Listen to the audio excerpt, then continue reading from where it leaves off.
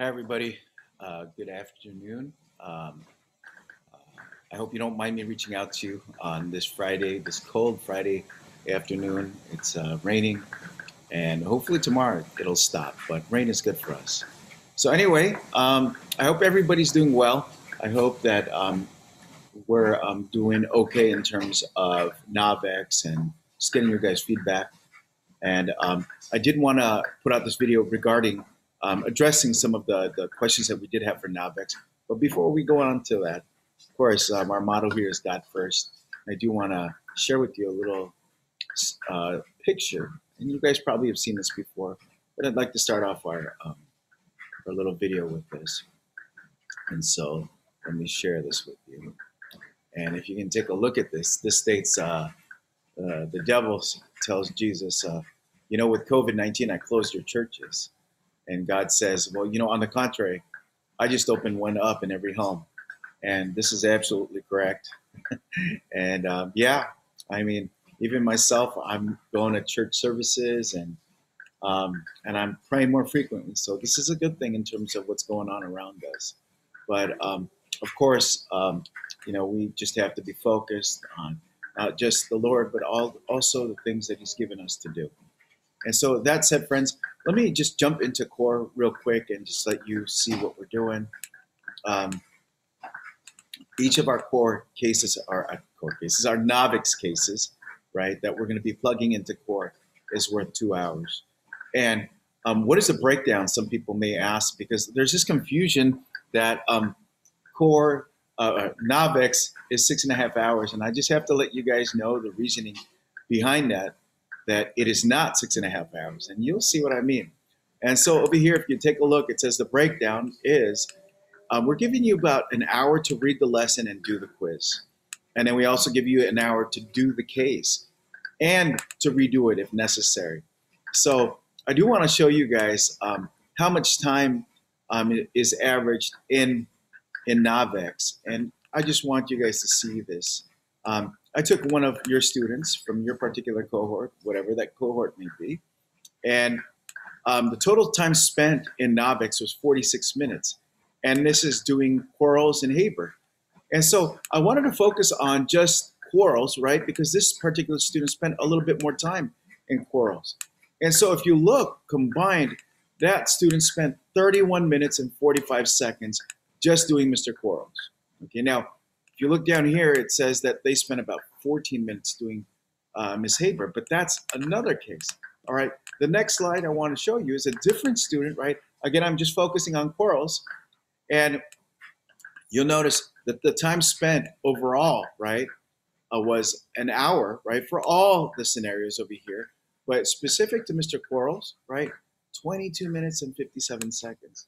So now, guys, I just want to let you know, per case, right, this is just one case. Again, we're giving you 1 hour to read the PDF and to successfully pass that quiz. At the same time, we're giving you a total of 1 hour, right? Total of 1 hour to successfully, satisfactorily complete that case. Okay, when we say satisfactory, right, it means that you guys got to make sure that you redo it. If you're given medications, right, and you're not doing your rights of medication administration prior to administering this medication, guys, if you're in the hospital and you're given this medication without doing the rights, that's an automatic fail for that particular situation. Same thing here. One of the things that we're actually seeing is a lot of our students are going into the patient's room. Guys are doing great. They're introducing themselves. They're doing hand hygiene. They're putting their PPEs on, their gloves, their gowns, and their masks, which is awesome, especially in the context of COVID. But they're going straight into vital signs. They're going straight into examining the patient, but without verifying who their patient is. And guys, don't forget NBA, name, birth date, allergies. Those 3 things you guys should check on the minimum, okay? Once you verify your patient, then go ahead and do your assessments. But guys, in the real hospital setting, don't we check and verify that this is truly our patient? Of course we do. And so these are the things that we also want to encourage you guys to do, because this is part of passing the case. You can pass the case and it can say, hey, you passed, but there are other things that your faculty and I are looking for. Did you practice safely? And so, friends, if you haven't gotten any feedback from your faculty, right, kindly reach out to them, right? Kindly reach out to them. I may be your faculty, and guys, I'm going to be reaching out to you if I haven't already done so and giving you feedback. But if they haven't given you feedback, the moment that you guys finish your scenario, email them and say, hey, I've finished these cases. Can you review them and give me feedback? I know that some of these cases are due on like that Saturday. Well, all of them are due on that Saturday. But guys, when they're due, there's that understanding that when you submit it that Saturday, that they're absolutely okay. Hopefully by then you guys would have had some feedback so that you could readjust your scenarios. Now, guys, this is the first, I would say, 2 weeks that we're actually doing this. So give you guys a little, we're going to give you guys a little bit leeway, but the next set of cases, we're really going to actually be rigid with our parameters. What else? Now, guys, please don't think that we're not considering like special situations. Look, I had a student email me and say, hey, Professor Mack, I'm in a little rut. I got COVID. And so things have been, have adjusted in my life's pattern. So can you give me a little consideration? Guys, of course.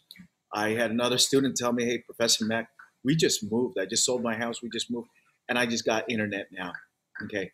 We're okay with that. We'll work with you guys. It's not one of those deals where everything is like, oh, it's my law or you'll get out. No, it's not like that, guys. We'll help you as best as we can. All right. Now, how do I submit this in core? Okay. Submission of cases in core. Please submit your hours per individual case. Each case is worth 2 hours, as I said, and I kind of justified that, guys. And you guys can tell that 6.5 hours will not be justified by what we just saw, okay? Even if you maxed out with the 2 hours per case. All right. No, so each case is worth 2 hours and should be submitted individually. Guys, please don't combine your case hours. Because look, if I assign you some remediation to a case, right, and you don't do it, right, you actually don't do it or you forget about it, you're going to notice, right, that you're not going to get credit for those hours. And so you really have to do these cases if we ask you to redo them, okay? In terms of date completion, the date that you should document, the date and time that you should document is when you relatively completed that case, okay? And what do I mean by that?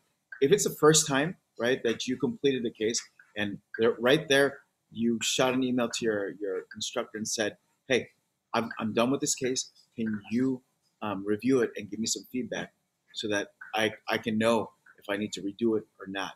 Well, right there, when you finished it for the first time, that's the time that you should document date and time. Okay, now your faculty will confirm if it was satisfactorily done, okay, and it was thoroughly completed. All right.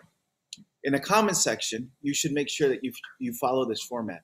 Please make sure that you put VLE, NovEx, right?